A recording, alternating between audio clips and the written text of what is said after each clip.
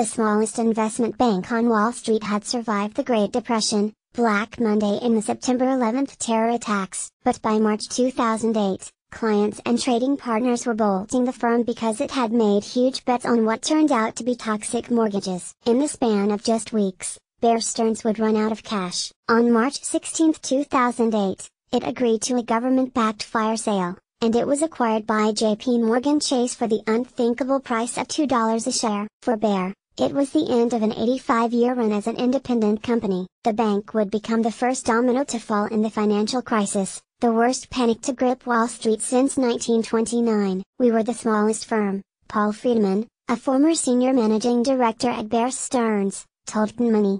"It was our turn." But 3 days earlier, all that lay ahead. On March 13, Bear Stearns executives in New York were scrambling to line up emergency funding, and the board of directors met by phone to discuss what amounted to a run on the bank. Kane joined the crucial call late, because he was busy playing bridge at a professional tournament in Detroit, according to reports at the time by Fortune and the Wall Street Journal. Records from the tournament still list Kane as the fourth-place finisher. He preferred to be home in his pajamas playing bridge on his computer. Alan Ace Greenberg, the Bear Stearns CEO from 1978 to 1993, wrote in his book The Rise and Fall of Bear Stearns, published 3 years after the bank fell, "In a time of crisis he flatly wasn't up to the task." Greenberg wrote, "Even 10 years later, the collapse of Bear Stearns is stunning, both for how fast it happened and because Kane, who had led the bank through years of success, was apparently asleep at the wheel." Kane served as Bear's CEO for 15 years.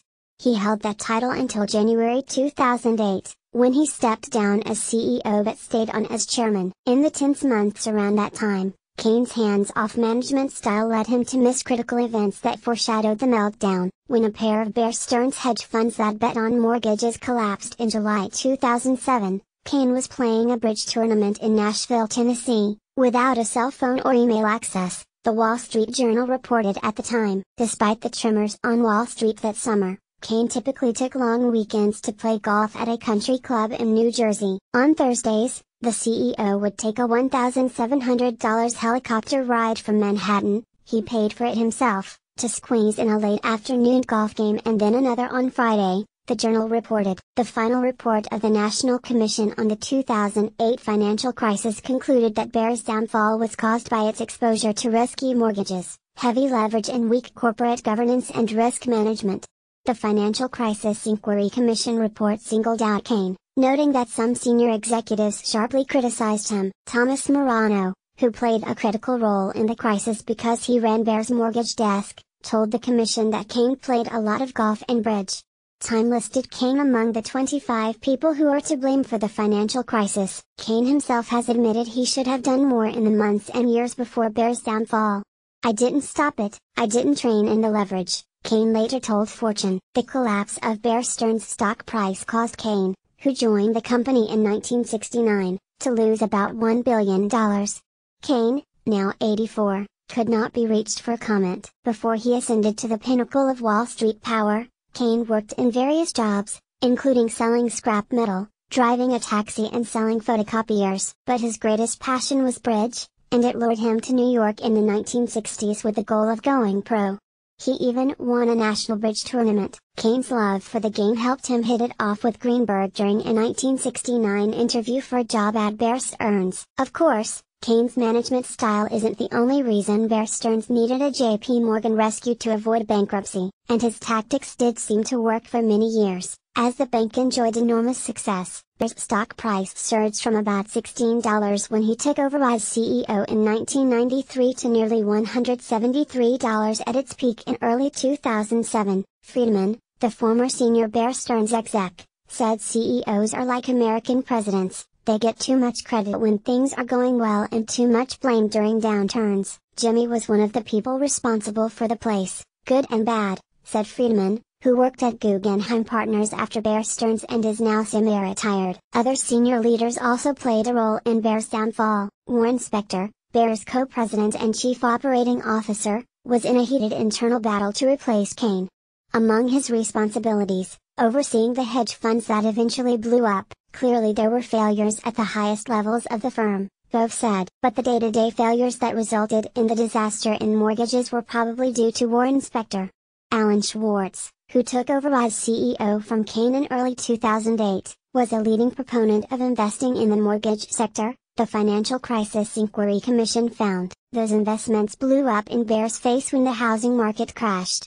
The firm had loaded up on subprime loans, mortgages that were made to the weakest borrowers, just days before its fire sale to J.P. Morgan. Schwartz appeared on CNBC to insist there was no liquidity crisis at the firm. The comments failed to halt panic among Bear Stearns hedge fund customers and lenders desperate to get their money out of the bank. Neither Schwartz nor Spector responded to requests for comment. Like other Wall Street firms, Bear Stearns relied to an alarming degree on short-term funding to run its business. During times of stress, so-called repo lending can dry up almost instantly, and that's exactly what happened to Bear Stearns in 2008. Robert Upton, Bear's treasurer, told the Financial Crisis Commission that, before the collapse, he had never worried about the disappearance of repo lending.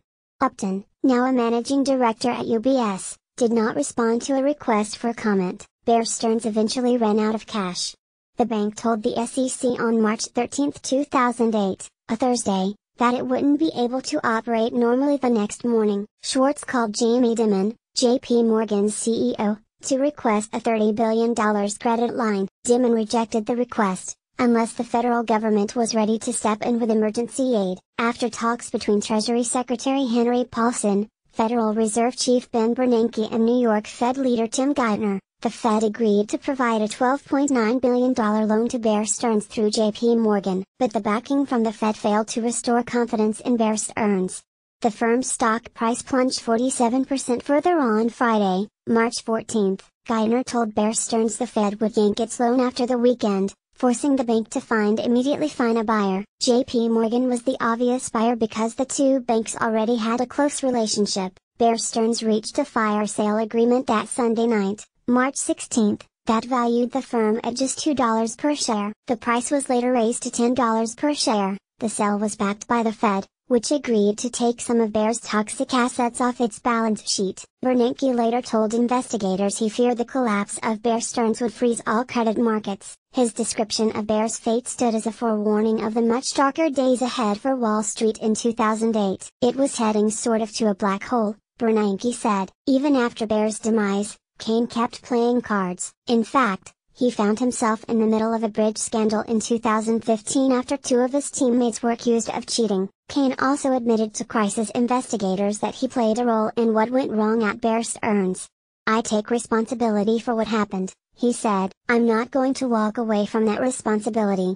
A decade later, it's been 10 years since the financial crisis rocked America's economy. In a special year-long series, Money will examine the causes of the crisis, how the country is still feeling its effects, and the lessons we have, and have not, learned. Money, New York, first published March 16, 2018, 8:13 a.m. ET.